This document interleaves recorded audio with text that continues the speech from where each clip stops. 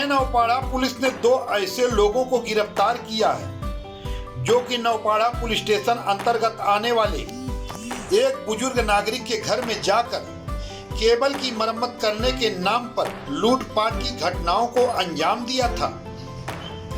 पकड़े गए आरोपियों ने मुंबई सहित अन्य उपनगरों में किए गए अपराधों को 10 अपराध को कबूल किया है, जिसमें 6 अपराध नौपाड़ा पुलिस स्टेशन इलाके का है। पुलिस द्वारा पकड़े गए आरोपियों के पास से 97 ग्राम सोने के आभूषण जब्त किए गए हैं। थाने से HNI लाइव की नौपाड़ा पोलीस स्टेशनच्या अंतर्गत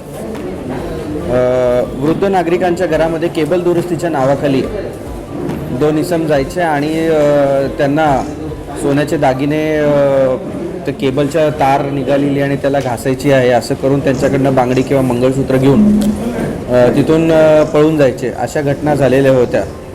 त्याचा मागोवा घेत आमचे PI सिनियर PI मांगले, आमचे ACP पाडवी मॅडम तसेच आमची जी डिटेक्शनची टीम आहे API मोरे, PSI लबडे आणि त्यांची टीम यांनी या सगळ्या गुन्ह्यांचा पाठिंबा घेत 2 गुन्हेगारांना याच्यामध्ये अटक करण्यात आलेली आहे।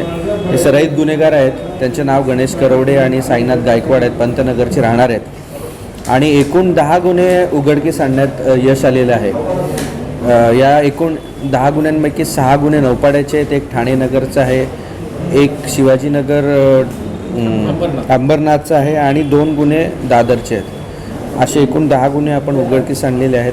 त्यामध्ये जवळपास 97.5 ग्रॅम सोनं, जवळपास 5 लाखाचं सोनं आपण रिकवर केलेलं आहे।